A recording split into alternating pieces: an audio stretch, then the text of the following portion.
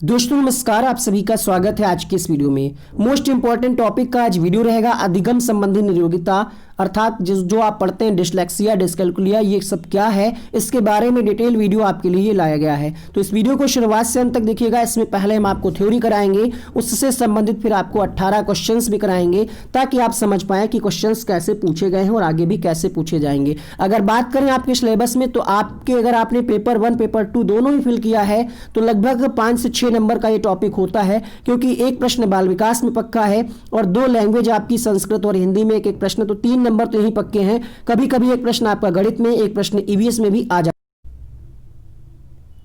अधिगम संबंधित नियोग्यता, या फिर हम इसको कहें अधिगम अशक्तता, या फिर हम इसको इंग्लिश में कह सकते हैं लर्निंग डिसेबिलिटी। आपकी परीक्षा में 1 से 2 प्रश्न बाल विकास में, 1 प्रश्न मैथमेटिक्स में, 1 प्रश्न आपका हिंदी भाषा या संस्कृत भाषा या फिर दोनों में, लगभग 4 से 5 नंबर का ये टॉपिक है जिसको आज आप एक वीडियो को देखने के बाद क्लियर कर लेंगे। तो वीडियो को शुरुआत से अंत तक देखिएगा, कॉपी पेन लेकर के बैठिएगा। जो इंपॉर्टेंट पॉइंट हम आपको बता रहे हैं उनको नोट डाउन करते चलिएगा। ये वीडियो आपकी परीक्षा शिक्षक भर्ती, super TET, C TET, UP TET, सभी राज्यों से संबंधित जो भी टीचिंग एग्जाम होते हैं उसके लिए रहेगा। पहला इंपॉर्टेंट पॉइंट है यहाँ पे कि ये जो आप पढ़ते हैं डिसकैल्कुलिया, डिसलेक्सिया, अप्रेक्सिया, इसका अध्ययन सबसे पहले किसने किया, इसकी बात सबसे पहले किसने की, तो एक मनोवैज्ञानिक थे जिनका नाम था सैमुअल अलेक्जेंडर किर्क, जिनकी तस्वीर आप यहाँ पे देख पा रहे होंगे। 1963 में अधिगम अक्षमता का संप्रत्यय सबसे पहले अमेरिका के वैज्ञानिक सैमुअल किर्क के द्वारा दिया गया। इंपॉर्टेंट पॉइंट ध्यान रखिएगा। अब यहाँ पे हम बात करते हैं डिस्ग्राफिया क्या है, ट्रिक भी आपको बताएंगे ताकि आप ट्रिक से भी बहुत ही कम समय में क्वेश्चंस के आंसर को सॉल्व कर पाए। क्वेश्चन तो आपको कराया ही जाएगा। डिस्ग्राफिया क्या है, तो सामान्यतः इसको हम कहते हैं लिखने संबंधी अशक्तता, मतलब बच्चे को जब लिखने में दिक्कत हो उस प्रकार के विकार को कहा जाता है डिस्ग्राफिया। इसमें जो एक पॉइंट है जिसमें आप ज्यादा कंफ्यूज होते हैं वो भी हम आपको क्लियर करेंगे। इसमें या तो बच्चा ठीक से लिख नहीं पाता अथवा उसकी लिखावट ठीक नहीं हो पाती है। सामान्यतः इसका कारण हाथ, हथेली या अंगुलियों संबंधित कुछ गड़बड़ियां हो सकती हैं। मतलब हाथ से लिखा जाता है तो बच्चे के हाथ में, हथेली में कोई प्रॉब्लम है, उंगलियों में कोई प्रॉब्लम है, तो उस प्रकार के बच्चों में ये विकार होने की संभावना रहती है। इसके अतिरिक्त मस्तिष्क संबंधी कुछ गड़बड़ियों के कारण भी यह अधिगम अशक्तता संभव है। यहां से प्रश्न पूछा गया है जहां पे लोग कंफ्यूज हो जाते हैं, शारीरिक रूप से अक्षम बच्चों में कौन सा विकार होता है। ऑप्शन दे देगा डिस्ग्राफिया, डिसलेक्सिया, डिसकैल्कुलिया, अफेजिया। तो ध्यान रखना है, शारीरिक रूप से अक्षम जब पूछेगा तो आपको डिस्ग्राफिया लगाना है। क्यों? क्योंकि यहां पे जब बच्चा शारीरिक रूप से अक्षम होगा तो वो लिख नहीं पाएगा, है ना।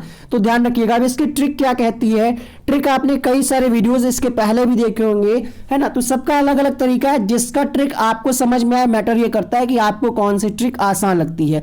यहां पे डिस्ग्राफिया लिखा हुआ है तो आप जानते होंगे कि ग्राफ पेपर होता है और ग्राफ पेपर पे आप क्या करते हैं, लिखते हैं। शुरुआत करता है बच्चा, ग्राफ पेपर पे समझाया जाता है, तो ऐसे आप याद कर सकते हैं। दूसरी एक ट्रिक ये कहती है कि ग्राफ से यहाँ पे आपको ध्यान रखना है ग्रेफाइट काला पदार्थ होता है पेंसिल में, और शुरुआत हम किससे लिखना करते हैं, पेन से करते हैं। क्या नहीं करते ना, हम पेंसिल से ही लिखना शुरू करते हैं, और पेंसिल में जो काला पदार्थ होता है वो होता है ग्रेफाइट। तो यहाँ पे ऐसे भी आप इस ट्रिक को रिलेट करके याद कर सकते हैं।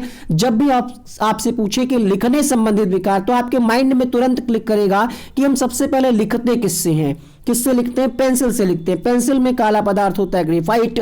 ऐसे आप इसको ध्यान करेंगे, या फिर आप ग्राफ पेपर वाला भी ट्रिक याद कर सकते हैं। डिसलेक्सिया की अगर हम बात करें तो जब आप कक्षा 6, 7, 8 में होते हैं तो आपके घर में बड़े बुजुर्ग माता पिता कहते हैं पढ़ ले पढ़ ले पढ़ ले वरना फेल हो जाएगा, है ना। पढ़ ले ऐसे कहा जाता है, गुस्सा में, कभी कभी प्यार में, पढ़ ले बेटा पढ़ ले। तो पढ़ ले का मतलब क्या हुआ, पढ़ ले मतलब डिश ले आ रहा है यहाँ पे, अर्थात पढ़ ले, अर्थात ये हो जाएगा पठन संबंधी समस्या, है ना। कई सारी आपने ट्रिक्स पढ़ी होगी कि कुछ लोग आपको ये भी बताते होंगे कि लक्स को बच्चा पढ़ता है ना, लक्स को बच्चा लुक्स पढ़ता है। तो जैसे आपको याद रहे, जिस तरीके से आपको याद रहे वो तरीका आप नोट कर सकते हैं। तो आप ध्यान रखिएगा, मेरा तरीका यही है, पढ़ ले मतलब पठन संबंधी विकार। डिस्प्लेक्सिया क्या है, शिक्षक भर्ती में प्रश्न पूछा गया, तो जहां पे पढ़ने, लिखने और बोलने तीनों की समस्या हो किसी बालक में, वहां पे हम कहेंगे डिस्प्लेक्सिया। अगर तीनों नहीं, 2 भी दिया हुआ है तो आप डिस्प्लेक्सिया के साथ जाएंगे। अप्रेक्सिया क्या है? तो अप्रेक्सिया एक ऐसा शारीरिक विकार है, इसके कारण व्यक्ति मांसपेशियों के संचालन से संबंध सूक्ष्म गतिक कौशल जैसे लिखने, चलने, टहलने, बोलने में निपुण नहीं हो पाता है। ये कैसा विकार है? ये तंत्रिका तंत्र से संबंधित विकार है ना। इसमें क्या होता है, बच्चा हाथ और आंखों के बीच संतुलन स्थापित नहीं कर पाता, इसको हम कहते हैं अप्रेक्सिया। ठीक है, किससे संबंधित है? ये सूक्ष्म गतिक कौशल से संबंधित। ध्यान रखिएगा, प्रश्न आपसे पूछेगा कि निम्नलिखित में से कौन सा सूक्ष्म गतिक कौशल से संबंधित विकार है, तब आप एप्रेक्सिया लगाइएगा। डिसकैलकुलिया आपके लिए बहुत आसान, कैलकुलेटर से आप रिलेट करके याद कर सकते हैं। कैलकुलेटर से हम क्या करते हैं, जोड़ते घटाते हैं और भी बहुत सारी क्रियाएं करते हैं जो गणित से संबंधित होती हैं। इसका एक और नाम है, इसको हम अकैलकुलिया भी कहते हैं, जो कि अगली स्लाइड में यहाँ पे लिखा हुआ है। इसको हम अकैलकुलिया भी कहते हैं। कई बार ऑप्शन इंग्लिश में ना लिख करके वो गणना संबंधी विकार लिख देता है, तो आप दोनों तरफ क्वेश्चंस को देखिएगा, हिंदी वाला भी और अंग्रेजी वाला भी। ठीक है, तो ये हो गया आपका गणना। बाकी आपकी परीक्षा में ना के बराबर है, यहाँ पे एक ये वाला प्रश्न पूछा जाता है अफेजिया। अफेजिया तो भाषा संबंधी समस्या है, भाषा घात भी ऑप्शन में लिखा होगा, इसको तो आप आसानी से याद कर सकते हैं ना। फेजिया लिखा हुआ है, ये भाषा से संबंधित हो जाएगा, ये आपको याद रहेगा अलग ही। बाकी यहाँ पे आप देख सकते हैं, जैसा कि हमने आपको बताया कि प्रोजेरिया क्या है, तो कम आयु में वृद्धावस्था के लक्षण, मतलब कम आयु में ही बूढ़े लगने लगना, ये है प्रोजेरिया। बुलिमिया क्या है? भोजन ग्रहण संबंधी समस्या, ज्यादा भूख लगती है इसमें। डिमेंशिया क्या है? तर्क, चिंतन, स्मरण शक्ति का कमजोर होना।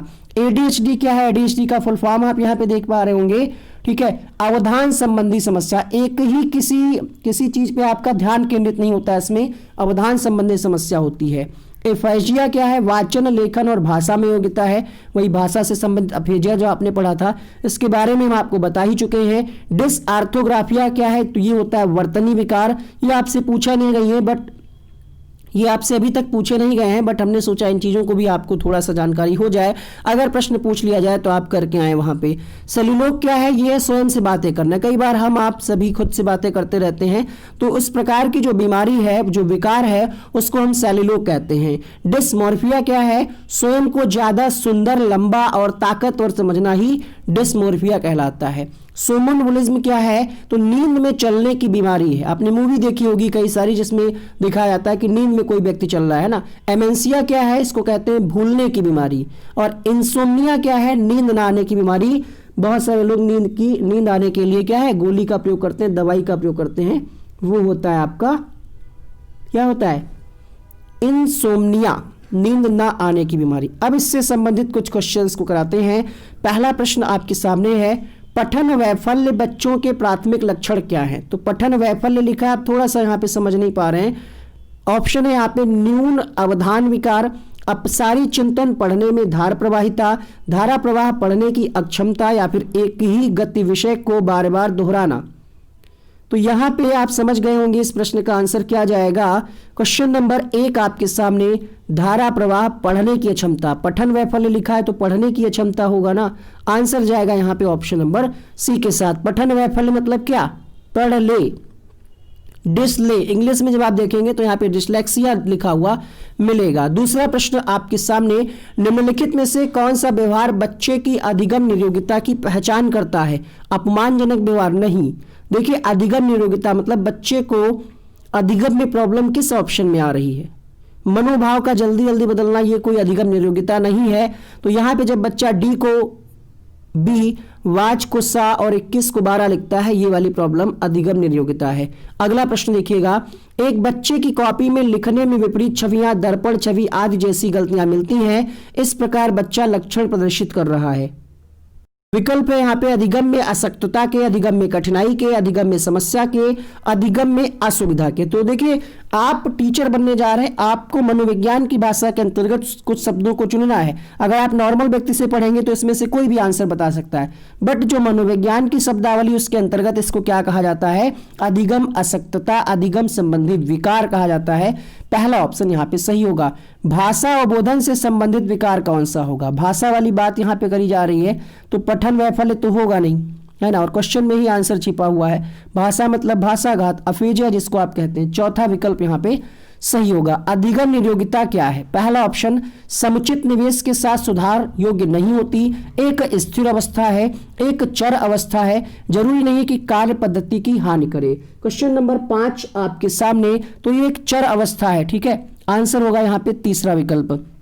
सीटेट 2013 या 14 में प्रश्न पूछा गया है, तो ये मोस्ट इंपॉर्टेंट प्रश्न है आपके लिए। चर अवस्था का मतलब क्या हुआ कि इसको हम जड़ से खत्म नहीं कर सकते हैं ना, प्रयास कर सकते हैं कि इसमें कुछ सुधार किया जा सके, बट हम इसको जड़ से खत्म नहीं कर सकते। सीखने संबंधित नियोगिताएं सामान्यतः, पहला ऑप्शन है उन बच्चों में पाई जाती हैं विशेषतः जिनके पैतृक अभिभावक इस प्रकार की समस्या से ग्रसित होते हैं। दूसरा विकल्प है औसत से श्रेष्ठ बुद्धि लब्धि वाले बच्चों में पाई जाती हैं। लड़कियों, तो यहाँ पे तो भाई गलत बात है, लड़के लड़कियों का भेदभाव किया जा रहा है, यहाँ पे ग्रामीण शहरी की कोई बात ही नहीं है, तो आंसर जाएगा उन बच्चों में पाई जाती हैं जिनके पैतृक अभिभावक इस प्रकार की समस्या से ग्रसित हो सकते हैं, ऐसा माना जाता है। 7वां प्रश्न, एक बच्चा जो डैश से ग्रस्त है, सा और वाच न्यूक्लियर और अनक्लियर में अंतर नहीं कर सकता, तो ये कौन सा विकार होगा 7वें प्रश्न में? तो बच्चे को किस में दिक्कत है भाई? सा को वाज पढ़ रहा है, न्यूक्लियर को अनक्लियर पढ़ रहा है, तो ये पढ़ने की दिक्कत है। हमने आपको क्या बताया, पढ़ ले पढ़ ले पढ़ ले, ले किस ऑप्शन में है? तो आपको मिल जाएगा यहाँ पे डिस्लेक्सिया, ऑप्शन नंबर 2 सही होगा। आगे बढ़ते हैं प्रश्न संख्या 8 के तरफ।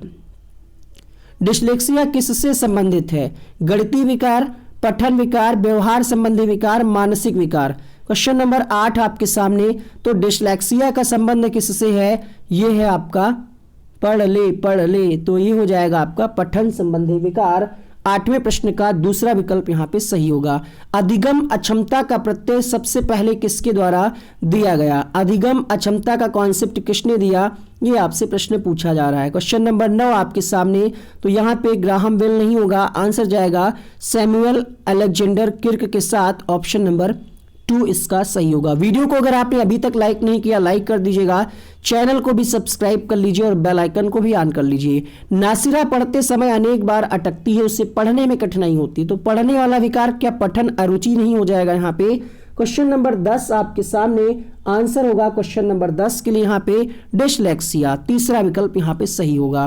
गतिक कौशलों में अधिगम नियोगिता क्या कहलाती है? ये प्रश्न बहुत ज्यादा इंपॉर्टेंट है।